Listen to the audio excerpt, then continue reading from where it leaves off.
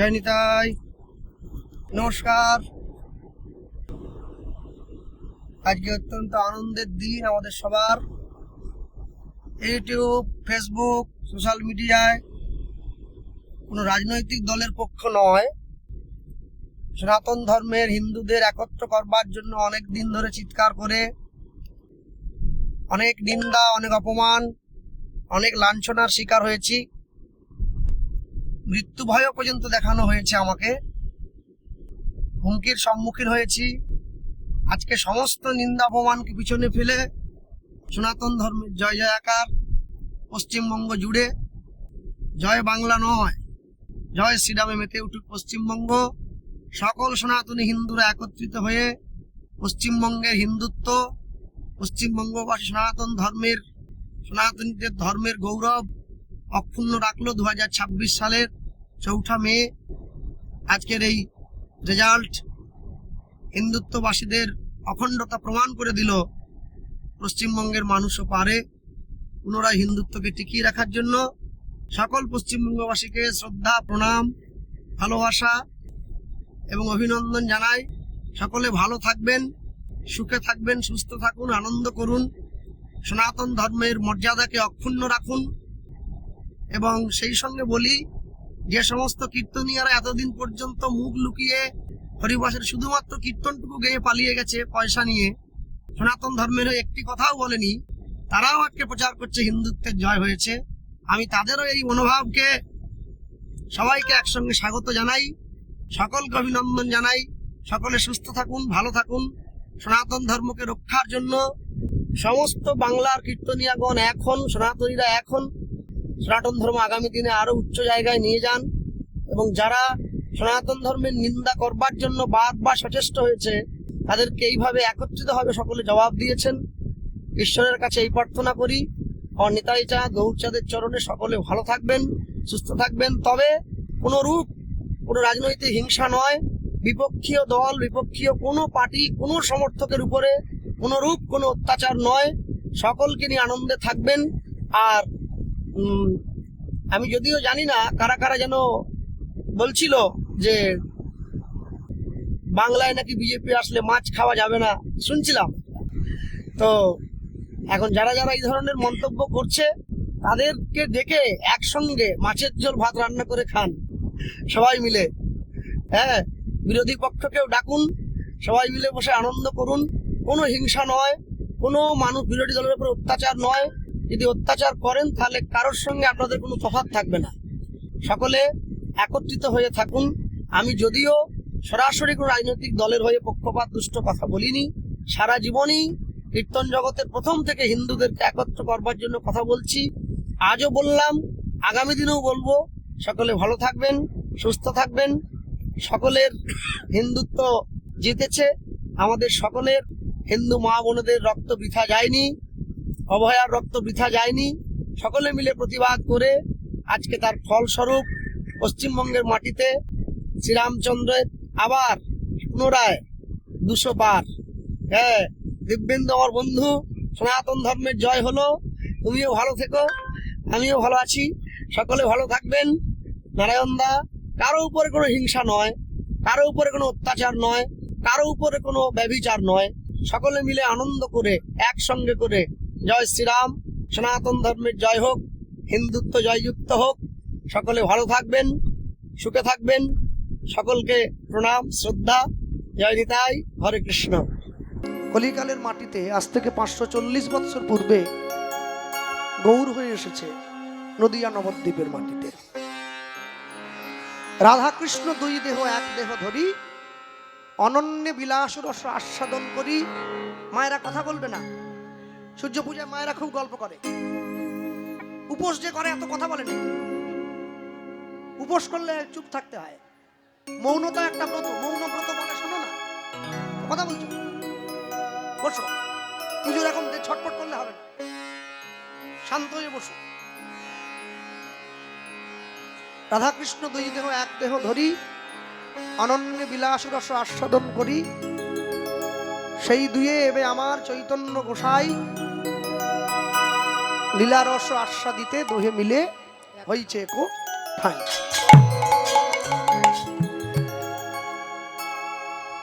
যতদিন পর্যন্ত বৃন্দাবনের মাটিতে রাধা কৃষ্ণ আলাদা আলাদা ছিলেন, ততদিন পর্যন্ত আমার গল্প করছে কে?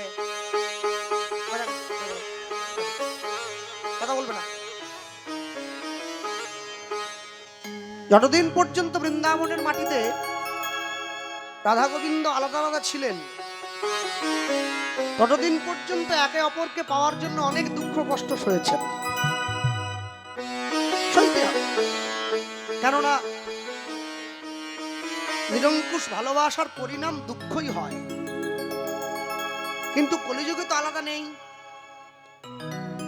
কলিযুগে তো দুজনে এক হয়ে এসেছেন।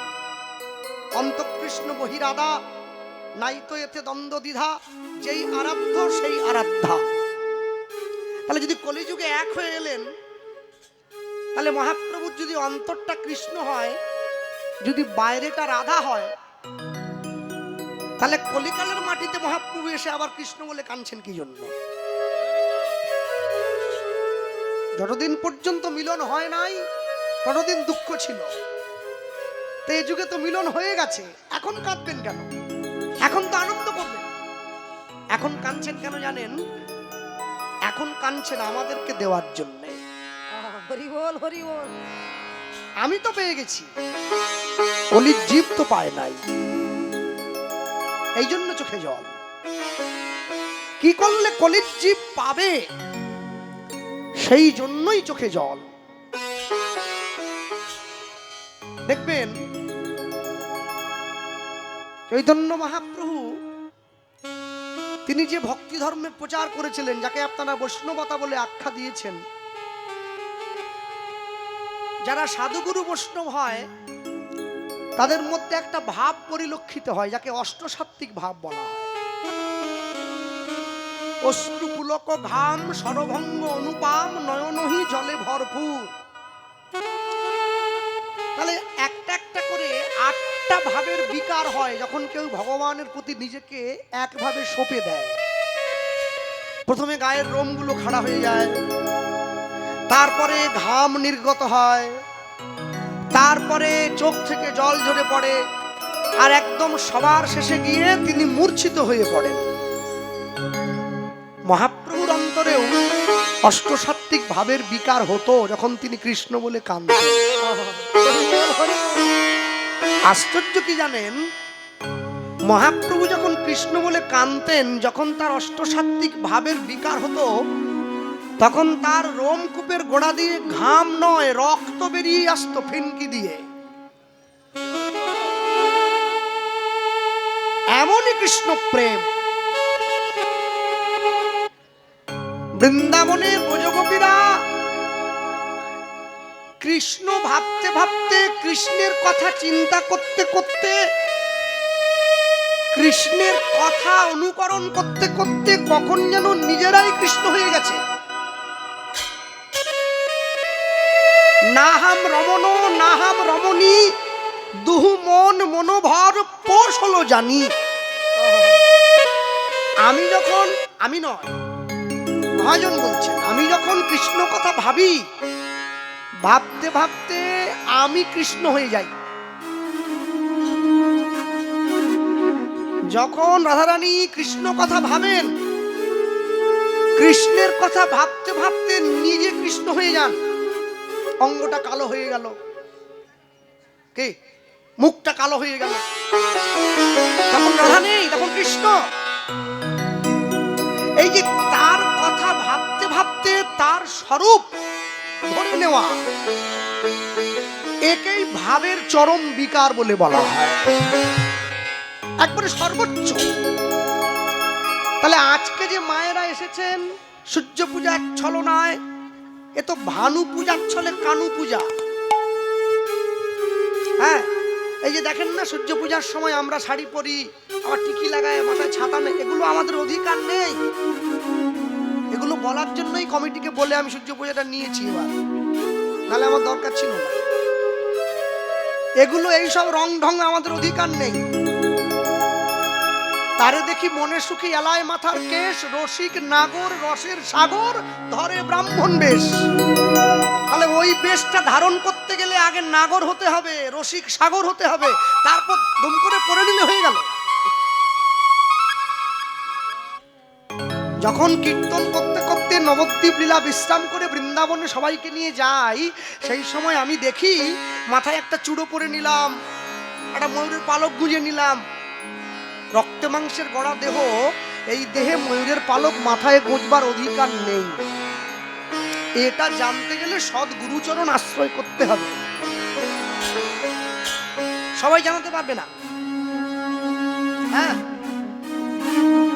আমার দাদু বলতেন, এখন অবশ্যগুলো নেই, আমার দাদু বলতেন মেয়ে মানুষ শিখলে হাত দেয় না, মেয়ে মানুষ খোল বাজায় না। মেয়ে মানুষ যেমন খোল বাজায় না, পুরুষ মানুষ আবার জোকাত দেয় না। এখন তো সবাই সব দিচ্ছে, কিছু করার নেই, পেট চালাতে হবে তো। হ্যাঁ, আর সবার শেষে বলতেন সংসারী লোক, সংসারী জীব রাসগান করেনও না, রাসগান শোনেনও না। তাহলে আমরা শুনি লম্বা লাইন দিয়ে বসে পড়ি শুনবো বলে, আর সংসারী নই। যার জন্য তো আমাদের জীবনে এত দুঃখ। আমরা যত কীর্তন শুনছি, যত কীর্তন গাইছি, তত আমাদের জীবনে জ্বালা বেড়ে যাচ্ছে। কেন? অপরাধটা তার চরণে হয়ে যাচ্ছে। সবসময়ের জন্য জানবেন, ভগবানের যেইটা খাটে সেইটা আমাদের খাটে কি? তার ক্ষেত্রে খাটে। ওটা সচ্চিৎ আনন্দের দেহ, সচ্চিদানন্দের বিগ্রহ। ওই দেহে জন্ম নাই, ওই দেহে মৃত্যু নাই, ওই দেহে জরা নাই, ওই দেহে ব্যাধি নাই, ওই দেহে রোগ নাই, ওই দেহে শোক নাই, ওই দেহে ভোগ নাই। শুধু তাকে ভালোবাসার জন্য একটা অবয়ব দাঁড়িয়ে আছে সামনে।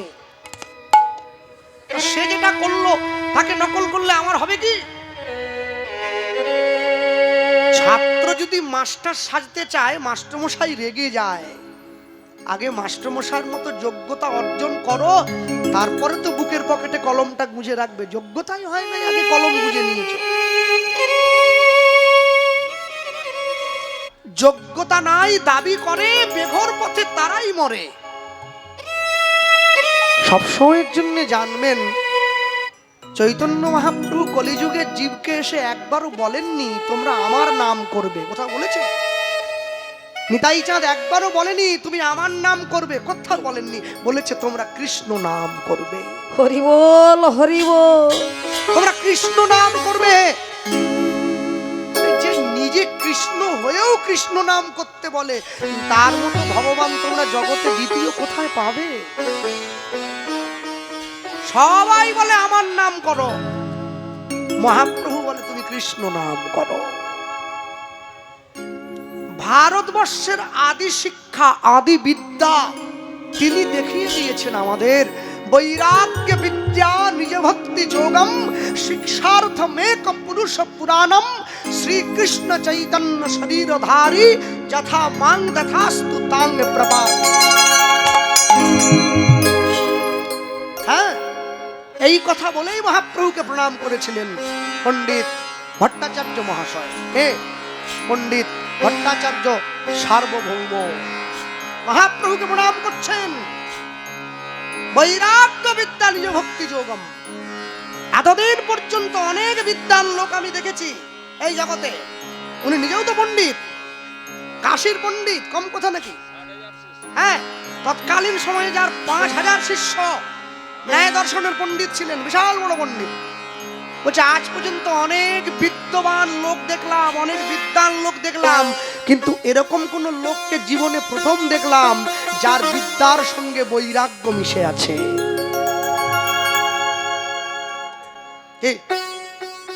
মাধ্যমিক পাশ করলেই কীর্তন শোনে না, আরো তো পণ্ডিত। তাহলে মাধ্যমিক পাশ হয়ে কীর্তন শুনবো? তিনি বলছেন জীবনে অনেক কত বিদ কতজন রস অনুমানই অনুভব কাহু কোন পেখো বিদ্যাপতি কহে প্রাণ জুড়াইতে লাখ না মিলল একো। লক্ষ লক্ষ মানুষ শুধু বিদ্যার কথা বলে, বড় বড় পাণ্ডিত্যের কথা বলে, এমন একটা কাউকে দেখলাম না যার সঙ্গে কথা বলে একটু প্রাণটা জুড়িয়ে যায়। হরি বল, হরি বল। যার সঙ্গে ভালোবাসার আলোচনা করলে ভালোবাসা বেড়ে যায়। এই মায়েরা বসে আছেন যে, যার সঙ্গে আলোচনা করলে, যার সঙ্গে রান্নাঘরের কথা আলোচনা করলে আরো ভালো রান্না শেখা যায়, তার সঙ্গে কথা বলবেন। যার সঙ্গে আলোচনা করলে রান্না ভুলে যাবেন, তার সঙ্গে কেন কথা বলবেন? যার সঙ্গে ভগবানের কথা আলোচনা করলে ভক্তি বেড়ে যাবে, তার সঙ্গে আলোচনা করবেন। যে আপনার আলোচনাকে মান দেবে না, তার সঙ্গে কেন করবেন? এই জন্য বলে ভাগবত পড়বে গিয়া বৈষ্ণবের স্থানে। কৃষ্ণনগর বাজারের মোড়ে বসে চায়ের দোকানে তুমি ভাগবত আলোচনা করো, ওটা ভাগবত আলোচনার জায়গা হলো? ওখানে তো রাজনীতির জায়গা, পরনিন্দা পরচর্চার জায়গা, ওটা সাধু সঙ্গের জায়গা নয়। সাধু সঙ্গের জায়গা কোনটা? নির্জন মন, ঘরের কোণ আর গভীর মন। নির্জন মন, ঘরের কোণ, গভীর মন, যেখানে কেউ তোমায় বিরক্ত করবে না। তিন জায়গায় আলোচনা করবে, হ্যাঁ, তবে তুমি সাধুর সঙ্গে কথা বুঝবে। পৃথিবীতে এমন একটা মানুষ দেখলাম যে মানুষটা প্রথম বিদ্যার সঙ্গে বৈরাগ্যকে মিশিয়ে দিয়েছে। ভারতবর্ষের আদি শিক্ষা কি? অনেক শিক্ষিত ছেলে মেয়েরা বসে আছে, কে বলতে পারবে? ভারতবর্ষের আদি শিক্ষাটাই হলো বৈরাগ্য। বৈরাগ্য না এলে নতুন কিছু সৃষ্টি করা যায় না। আমি আমার গুরুদেবকে প্রশ্ন করেছিলাম, ভালোবাসা কাকে বলে? আমার গুরুদেব উত্তর দিয়েছেন, তোমার বাগানে একটা গোলাপ ফুল ফুটে আছে, তুমি ফুলটাকে তুলে এনে তোমার ঘরের মধ্যে সাজিয়ে রাখলে, একে ভালোবাসা বলে না, একে ভালো লাগা বলে। ফুলটাকে গাছে থাকতে দাও, গাছ ওর যে শোভাটা বৃদ্ধি করে, তুমি কি পারবে? আমি বললাম না, একেই তো ভালোবাসা বলা হয়, একেই ভালোবাসা বলা হয়। ছিঁড়ে চটকে নষ্ট করে দিলে এ তো ভোগ হয়ে গেল, ভালোবাসা হলো না। মনে রাখবেন, সব সময়ের জন্য ভগবান আমাদেরকে ভালোবাসতে শিখিয়েছেন। মহাপ্রভু বললেন, কি কাজ সন্ন্যাসে মোর প্রেম প্রয়োজন। আর সন্ন্যাসী হয়ে কি হবে? আর প্রেম যদি না এলো? আমরা বলতেই পারি শুরুতে দাঁড়িয়ে, আজকে সেই চৈতন্য মহাপ্রভুকে আমরা দেখছি সবাই মিলে, প্রাণ করে বলে নিতেই পারি, এসো এসো নবদ্বীপ রায়। নদিয়া নবদ্বীপ তো আলাদা নয়, একই মাটির সঙ্গে যোগাযোগ। তুমি তো নবদ্বীপের রাজা। তাই মহাজন লিখছেন, এসো এসো নবদ্বীপ রায়, দিনজন ডাকছে যে তোমার। এসো এসো লুপ্ত নবদ্বীপ রায়, দিনজন ডাকছে যে তোমার। এসো এসো নবদ্বীপ রায়, নবদ্বীপ রায়, প্রভু দিনজন ডাকছে যে তোমায়। এসো এসো নবদ্বীপ রায়, তাই গৌর হরি বল। দিনজন ডাকছে যে তোমার। আমার মতো গরিব তুমি একটাও পাবে না, আমার মতো দিনহীন কাঙাল তুমি জগতে একটাও পাবে না। আমি একটা, কেন জানো? আমি ভব ভরে, আমি সারা বিশ্ব ভরে, আমি ভব ভরে ঘুরে ঘুরে আচ্ছন্ন মোহমায়া। আমি ভব ঘরে ঘুরে ঘুরে আচ্ছন্ন মোহমায়ায়। আমি সারা বিশ্ব ভরে ঘুরে ঘুরে আচ্ছন্ন মোহমায়া। আমি সারা বিশ্ব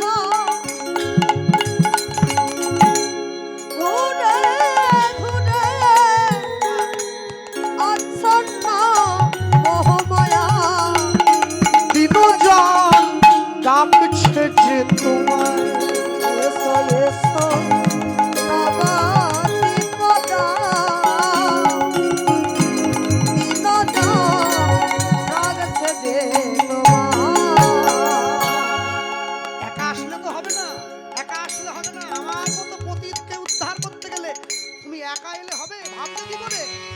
আমার পাপের বোঝা অনেক, তুমি একা নিতে পারবে না। এসো নিতাই প্রাণানাম,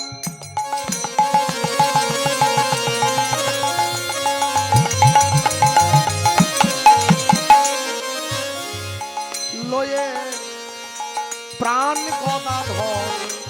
এসো নিতাই প্রাণনাথ,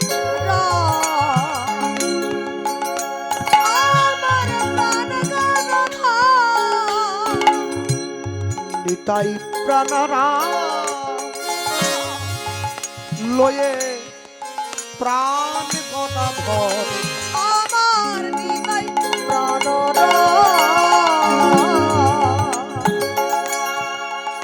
লয়ে প্রাণ গদাধর। শ্রী অদ্বৈত শ্যামানন্দ শিবাস ভক্তবর। শ্রী অদ্বৈত শ্যামানন্দ শিবাস ভক্তবর। ও প্রভু, প্রভু এসো লয়ে কোলে, বন্ধু বলে গৌর এসো এ ধরায়। লয়ে কোলে বন্ধু বলে গৌর এসো এ ধরায়।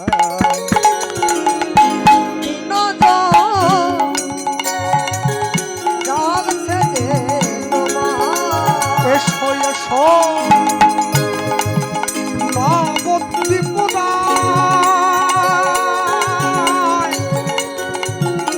দিনজন ডাকছে যে তোমার। এসো এসো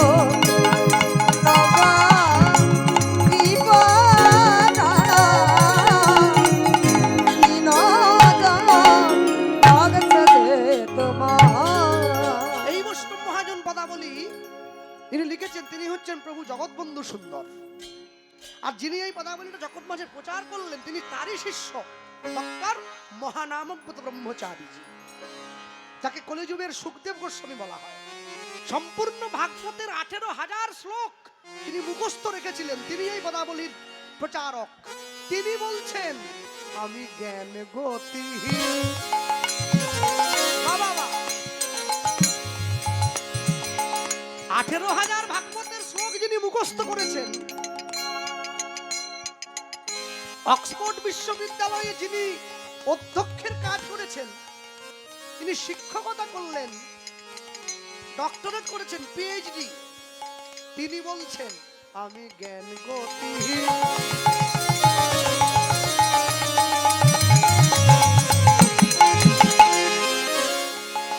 ভজন সাধন বিহীন। আমি জ্ঞান ভগতি ভজন সাধন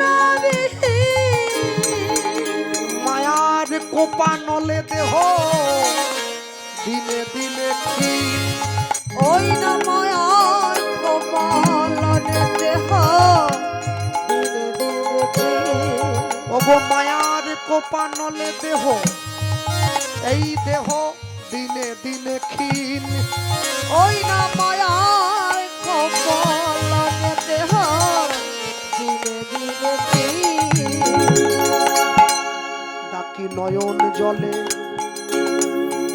জগৎ বন্ধু বলে গৌর এসো এ ধরায়। ডাকি নয়ন জলে জগৎ বন্ধু বলে গৌর এসো এ ধরায়। দিনজন ডাকছে যে তোমার। লুৎধ্বনি নবদ্বীপ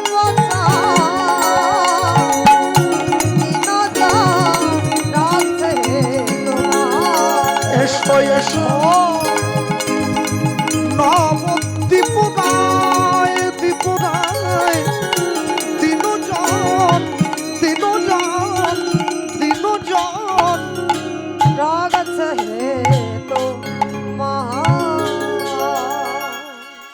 যখন আমি ছোট ছিলাম, মাতৃগর্ভে ছিলাম, ওপরের দিকে পা দিয়ে নিচের দিকে মাথা দিয়ে ঊর্ধ্বপদে হেটমুন্ডে মাতৃগর্ভের মধ্যে যখন ছিলাম, যখন আমার মায়ের আমাদের সকল মাতৃগণের 7 মাস গর্ভ পরিপূরণ হয়েছে, ভগবান এসেছে মাতৃগর্ভের মধ্যে। ভগবান দাঁড়িয়েছে কোথায়? দুটো পা যে জোড়ো করেছিলাম, ওই জোড়ো করে থাকা পায়ের উপরে। মাতৃগর্ভের মধ্যে ভগবান এসে পায়ের উপরে দাঁড়ায় বলে হিন্দু সনাতন ধর্মের নিয়ম পায়ে হাত দিয়ে প্রণাম করা।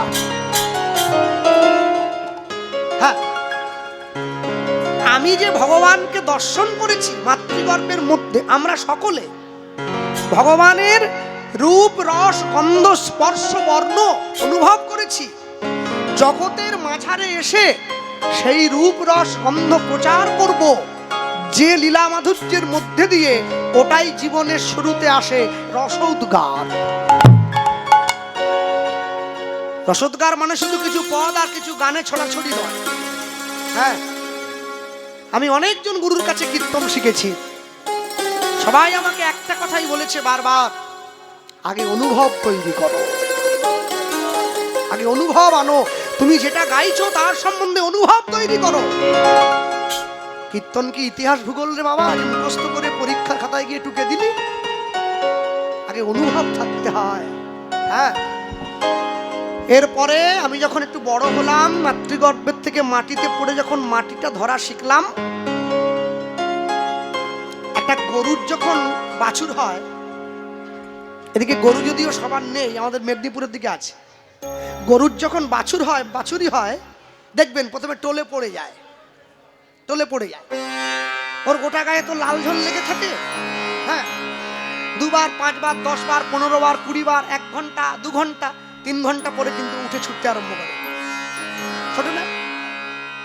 তাহলে মাতৃগর্ভ থেকে আমরা যে পৃথিবীতে এসেছি, ঠিক মতো করে মাটিটা ধরতেই 2 বছর সময় লেগে গেছে। হাঁটা অনেক দূরের কথা, হামাগুড়ি দিতেই 2 বছর চলে গেল। তারপরেও আমার কত দেমাগে, আমি এই করি সেই করি, অমুক পশু। আরে মরে যাওয়ার পরে শ্মশানে যাওয়ারও ক্ষমতা নেই, লোকে কাঁধে নিয়ে যাচ্ছে, সেটুকুও নেই। তারপরেও এত অহংকার থাকবে কেন? মাতৃগর্ভের থেকে পৃথিবীতে এসে 5টা জ্ঞানেন্দ্রিয়, 5টা কর্মেন্দ্রিয়, 5 5 10। মন যেহেতু চঞ্চল, তাই মনটা একটা ইন্দ্রিয়। এই 11টা ইন্দ্রিয়কে গুরু মন্ত্ররূপী বেদ দিয়ে শাসন করে গোবিন্দের চরণের দিকে নিয়ে যাওয়া হবে, এটাই গমন গোষ্ঠ। তারপরে যৌবনে পা দিলাম। যৌবনে পা দেওয়ার পর জীবনের মধ্যাহ্নকালে ভানু পূজার ছলে কানু পূজা। যখন তোমার যৌবন, তখন করবে গোবিন্দ ভজন, তখন তোমার এক মন। বৃদ্ধ বয়সে নানা রোগ ব্যাধিতে তুমি হবে অচেতন, তখন বুঝবে ভবে আসা অকারণ। এরপর আমি জীবনের মধ্যাহ্নকাল ভগবানের প্রতি সময় দেওয়ার পর, যখন আমার জীবনের অপরাহ্নকাল আসবে, আমাকে 3টি প্রশ্নের উত্তর খুঁজতে হবে। কে আমি, কেন মোরে, যারে তাপত্রয়, ইহানা জানি জীবের কইছে হিত হয়। 3টি প্রশ্নের উত্তর খুঁজবো, যে লীলার মধ্যে দিয়ে, ওটি আমার পরে নুপুদ্দি গাইবেন, উত্তর গোষ্ঠ। মানুষ মরে গেলে উত্তর দিকে মাথা দিয়ে শুয়ে দিতে হয় কেন? উত্তর খুঁজতে ব্যর্থ হয়েছে, তাই উত্তর খুঁজতে খুঁজতেই চলে যেতে হলো। উত্তর গোষ্ঠে উত্তর পেয়ে যাওয়ার পরে ভগবানের রূপমাধুর্য দর্শন হবে, চরণ থেকে দেখবো ভগবান কত সুন্দর। এরপরেই আসছে রূপানুরাগ। গোবিন্দের রূপ দেখার পরে যখন তার চরণে যাওয়ার জন্য এই মনটা ছটপট ছটপট করবে, তখনই রূপের পরেই আসছে আক্ষেপ। যখন তার জন্য বিরহ চরম পর্যায়ে যাবে, সখী ভাব শিকার। এই যে বাবাজি মহারাজ আরতি করছেন, দেখেন না?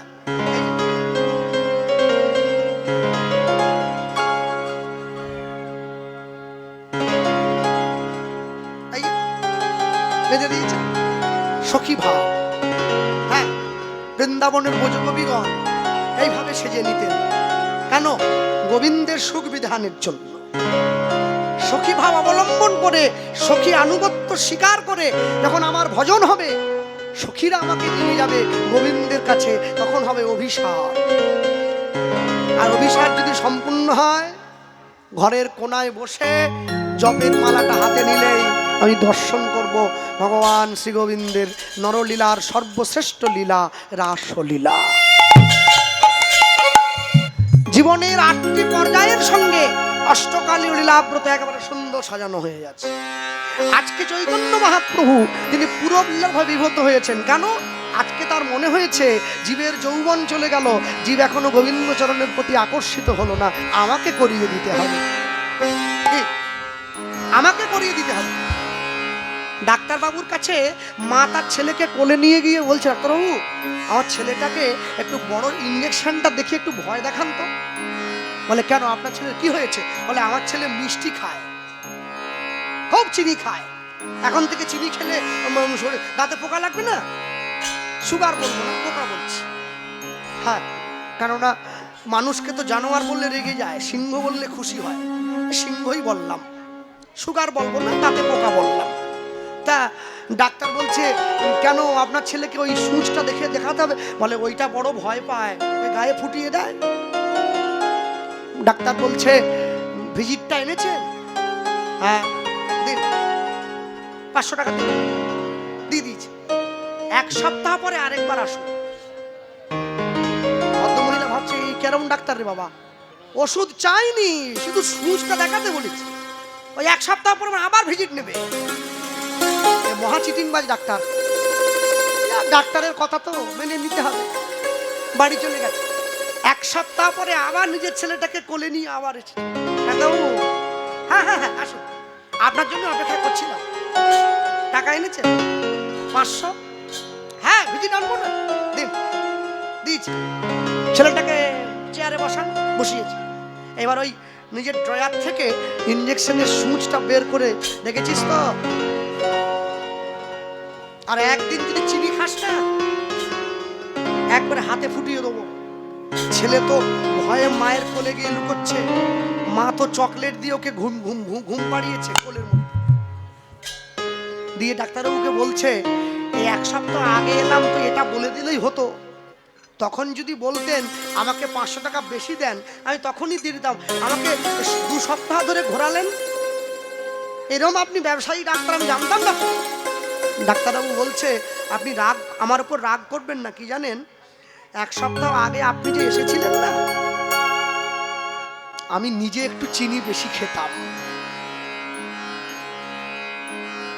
আমি নিজেই তো মিষ্টি খেতাম, তাহলে আমি নিজে চিনি বেশি খাই, আমি ওকে উপদেশ দেব, আমার উপদেশে কোনো কাজ হবে না। এই জন্য 1 সপ্তাহ ধরে নিজে আগে চিনি খাওয়াটা কমিয়েছি।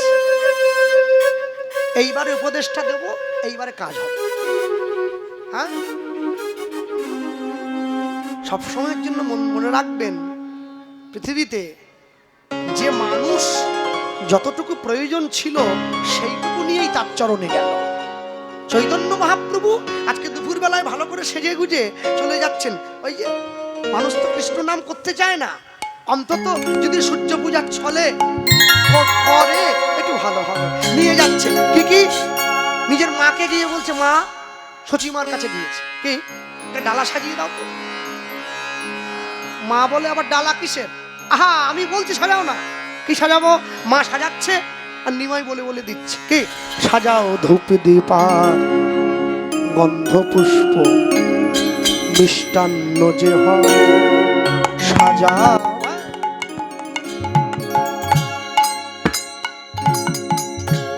ধূপ দীপ গন্ধ পুষ্প কি দিল? মিষ্টান্ন যে হয় ওই না সাজা ধূপ দীপ গন্ধ পুষ্প মিষ্টান্ন যে ও গো সঙ্গেতে করিয়ালে আর আজ বিলম্ব না হয় সাজা। ও গো সঙ্গে দেখো রিয়াল বিলম্ব না ওগো সঙ্গেতে করিয়ালে আজ বিলম্ব না হয় সাজা। ওই না সঙ্গে দেখো রিয়াল বিলম্ব না কোথায় যাবি কোথায় যাবি কোথায় কোথায়? আমি আমি আমি যাব। আরাধীব দিনমণি পুরাব বাসনা বাসনা। ওই নয়া গাধিবারি নামনি পুরাব বাসনা বাসনা। এবার ওগো মোহন কহয়ে দেব করি আরাধনা আরাধনা গো। ওই না মোহন হয় দেব করি আরাধনা ধনা ওই না মোহন কহয়ে দেব করি আরাধনা আরাধনা।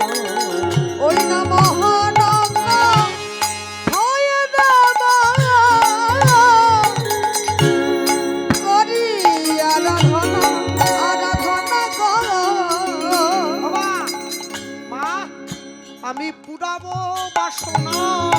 আমি পুরাবো বাসনা।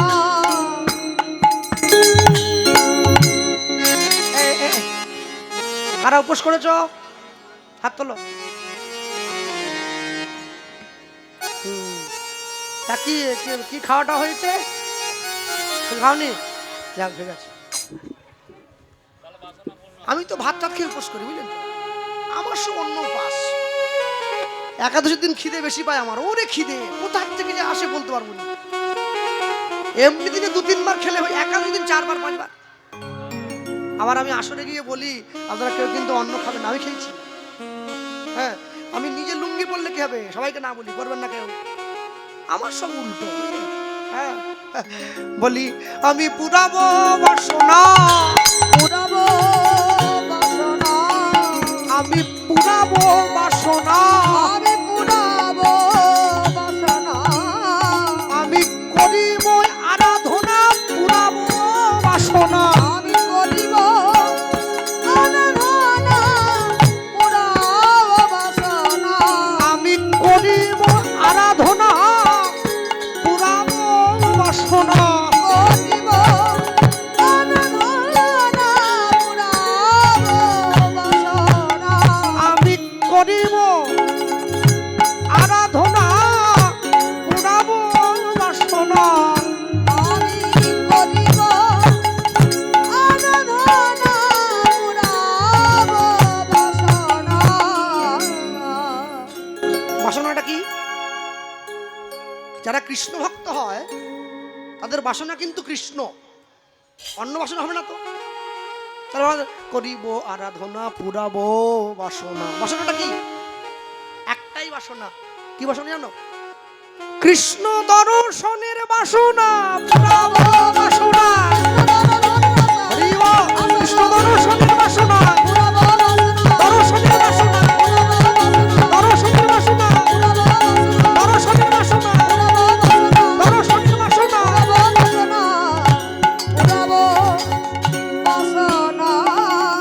অগ মোহন কহয়ে দেব করি আরাধনা ধনা গো। ওই না মহান হয়ে দেব করি আরাধনা আরাধনা করো। একদম অন্তিমে গিয়ে বৈষ্ণব মহাজন তিনি কলম দিয়েছেন আরাধীব দিনমণি পুরাবো বাসনা।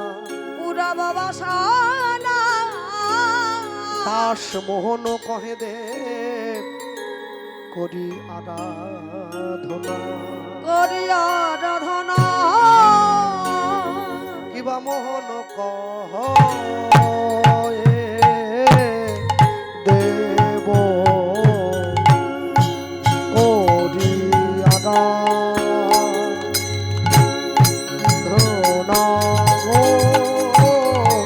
মোহন কহ দেব করি আরাধনা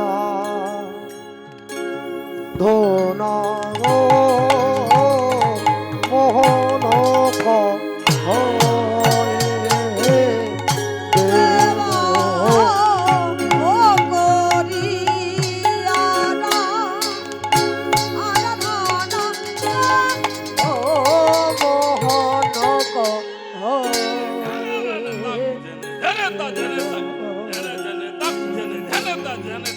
মোহন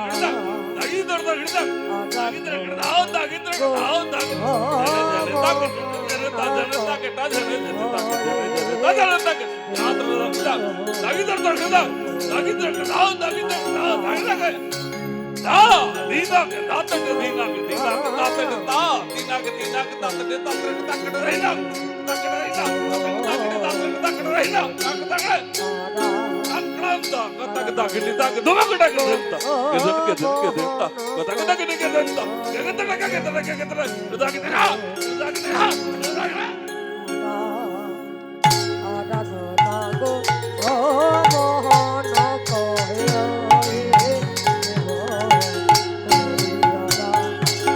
আরাধনা গো ও মোহন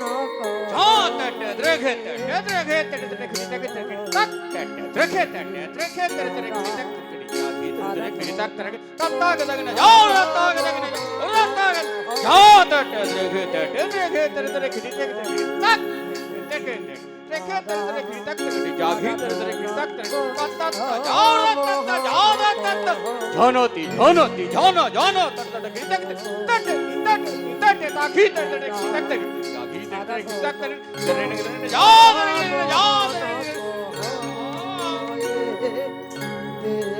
Dagine gata ke dagine gata dagine gata ke dagine ke gata ke gata ke gata dagine ya dagine ya gata dagine gata ke dagine gata dagine ke gata ke gata ke gata dagine ya dagine ya dagine da da da da da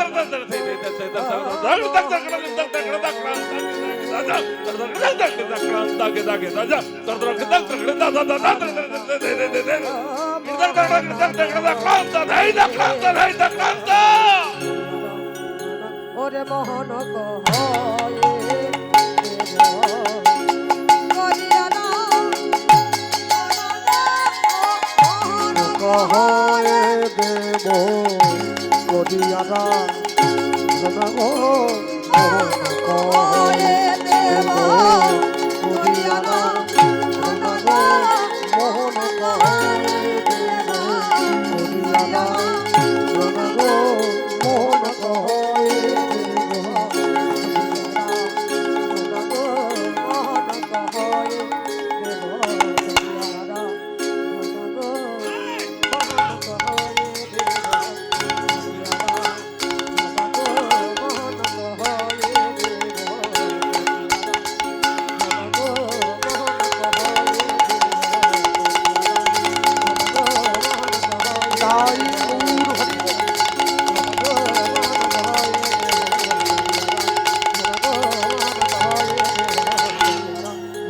আরে মোহন কহে আরে করিয়ালা অনগ মোহন কহে দেব করিয়ালা অনগ মোহন কহে দেব করিয়ালা অনগ মোহন কহে দেব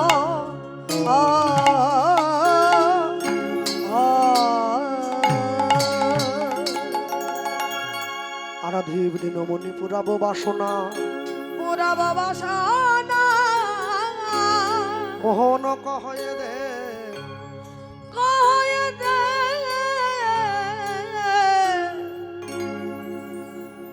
পুরা করি আরাধনা। জানি তাই এতক্ষণ পর্যন্ত নবদ্বীপে ছিলাম, চলুন বৃন্দাবনে যাই। না না, কখনো বক্তা হয়ে বলতে পারি না নবদ্বীপে ছিলাম, চলুন বৃন্দাবনে যাই। বৃন্দাবনে বসেই ছিলাম, বৃন্দাবনে বসেই আছি, বৃন্দাবনে বসেই থাকবো। যেইখানে হয় হরিনাম সংকীর্তন সেটাই বৃন্দাবন। বৃন্দাবনে বসেই আছি, বসেই ছিলাম, বসেই থাকবো। হ্যাঁ, বৃন্দাবনে বসে বৃন্দাবনের কথা শুনছি। হ্যাঁ, শুনতে গিয়ে নিজ নিজ জায়গায় বসে বৃন্দাবনের কথাকে অনুভব করে হৃদয়ে ধরে কি একটা কথাই বলবো, বৈষ্ণব মহাজন পদকর্তা কৃষ্ণদাস শ্যামানন্দ নুপুর তিলক, মনে আছে তো? হ্যাঁ, তিনি রাধারানীর নুপুর কুড়িয়ে পেয়েছিলেন। তার বাড়ি হচ্ছে আমাদের পশ্চিম মেদিনীপুর। হ্যাঁ, আমার যেখানে বাড়ি সেইখানে ধারেন্দা বাহাদুরপুর গ্রাম নিবাসী শ্যামানন্দ প্রভু। হ্যাঁ, তার লেখা এই পদ আমরা বলতেই পারি, ভজ মন ভজন করো মনকে বলছি। হ্যাঁ, রাধে গোবিন্দ গোপাল উলুধ্বনি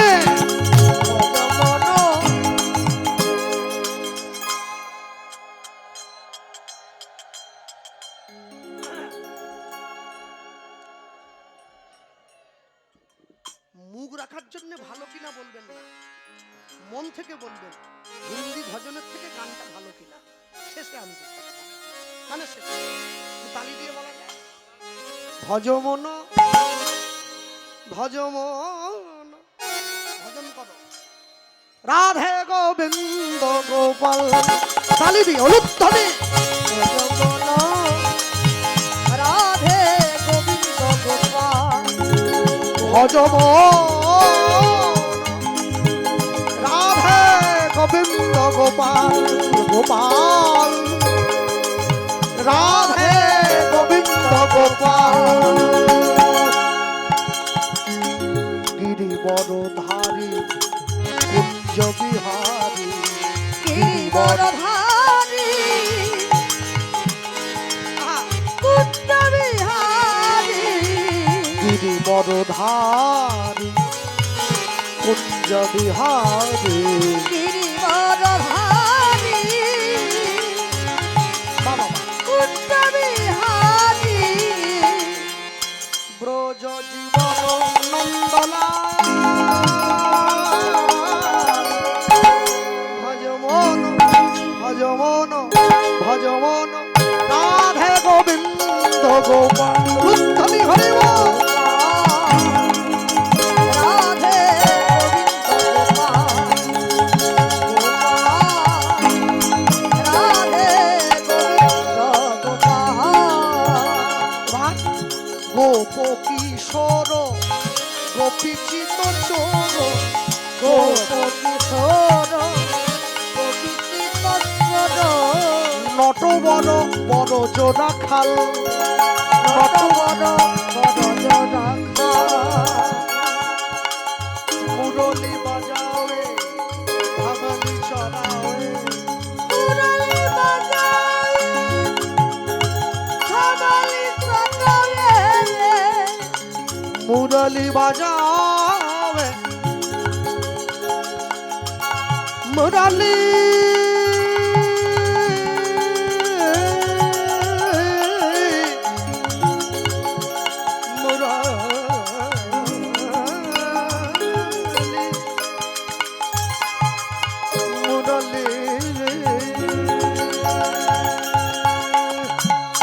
মুরলি বাজাবে ভাবলি চড়াবে,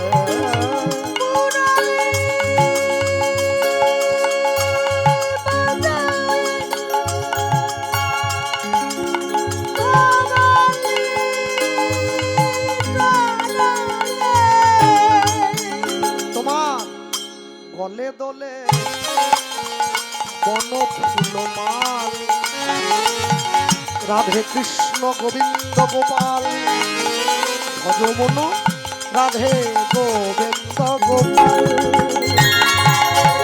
ভজমন ভজমন ভজমন রাধে গোবিন্দ গোপাল হরি বল।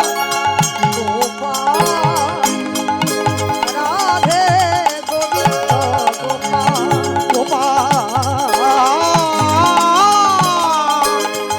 রাধে গোবিন্দ গোপাল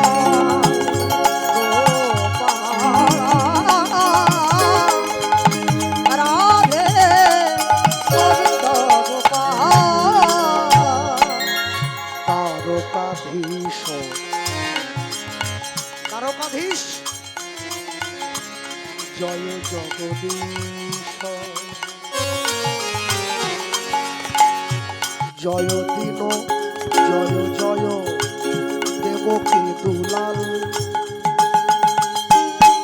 ভূভার হারি জয় কংসারি ভূভার হারি জয় কংসারি পুষ্টিত বিনা শোভাজাল।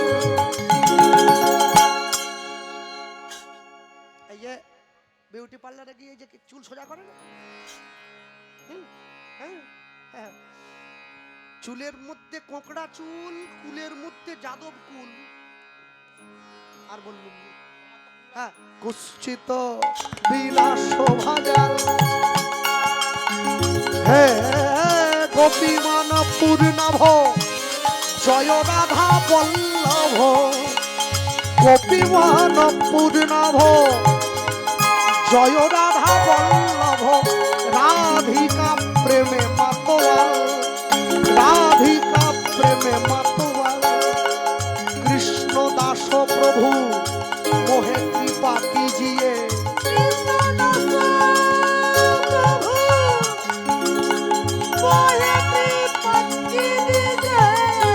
কৃষ্ণ দাস প্রভু কৃষ্ণ দাস প্রভু কৃষ্ণ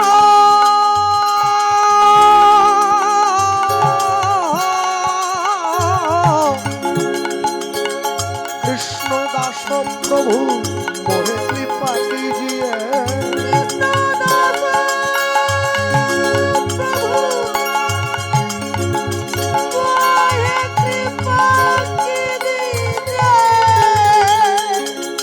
জয় দিন ভকত দয়াল রাধে কৃষ্ণ গোবিন্দ গোপাল ভজমন রাধে গোবিন্দ গোপাল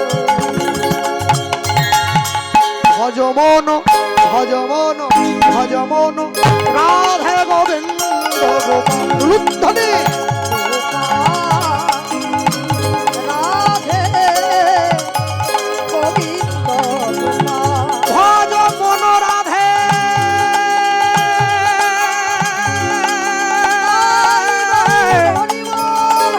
ভজমন রাধে গোবিন্দ গোপাল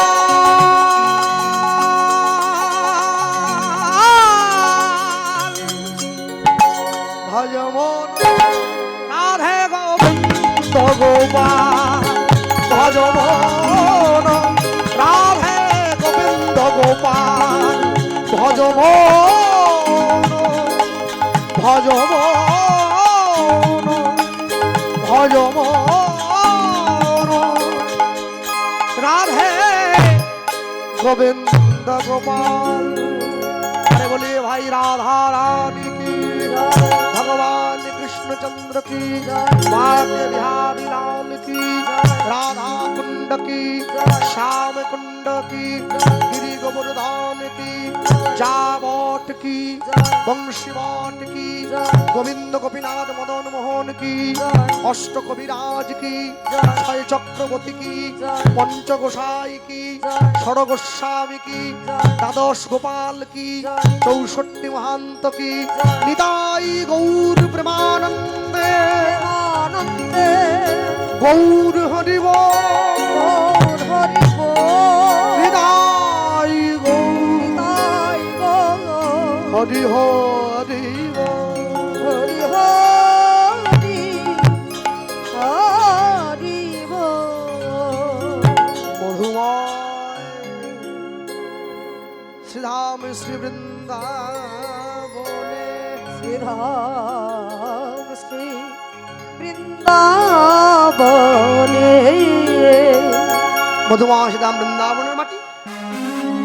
বৃন্দাবনে প্রবেশ করে দেখলাম আস্তে, কেউ আমার কথা দুঃখ পাবেন না, আমি গতকালও বলেছিলাম, আজও বলছি, অষ্টকালে নীলাব্রতের নিয়ম হলো যারা আমরা আগে আগে গেয়ে যাচ্ছি, আমাদের পরবর্তী যে কীর্তনী এখন আসবেন, আমাদের প্রথম কর্তব্য হলো এই লীলাটা বিশ্রাম করে ওই লীলা মাধুর্য পরে যেটা হবে তার মুখ পর্যন্ত এগিয়ে দেওয়া। এতে কি হয়, যারা শুনতে বসেছে তারা পরিষ্কার অনুভব করে নেয় যে এটা বিশ্রাম হলো, ওটা শুরু হচ্ছে। আমাকে সেইভাবে সময়ের দিকে লক্ষ্য রেখে গাইতে হবে। আমি একটা এমন এমন জায়গায় রেখে দিয়ে গেলাম, এটা মানে না ছিঁড়লো আর না কাটলো, ঝুলে রয়ে যাবে। এবার আমার পরে যে গাইতে, সে এবারে মাঠে খুঁজছে কি হবে, ঘর থেকে তুলবো, এই সমস্যা। তাহলে অষ্টমী লীলাব্রতে আমরা দেখলাম একটু আগে শ্রী গোবিন্দ সখাদের সঙ্গে নিয়ে, নবলক্ষ ধেনুর পালকে সঙ্গে নিয়ে সবে মাত্র সবে বেশিক্ষণ হয়নি, সবে মাত্র গোঠে ঢুকেছে। আর এই ঢোকার সময়, কথা বলো না, এই গোঠে ঢোকার সময় একটু দেখা হয়েছে, একটু মানে চকিতে, মানে চকিত বললেও ভুল হবে, দেরি হয়ে যায়, চকিতে খুব শিগগির, জাস্ট শুধু এইভাবে, ব্যাস। হ্যাঁ,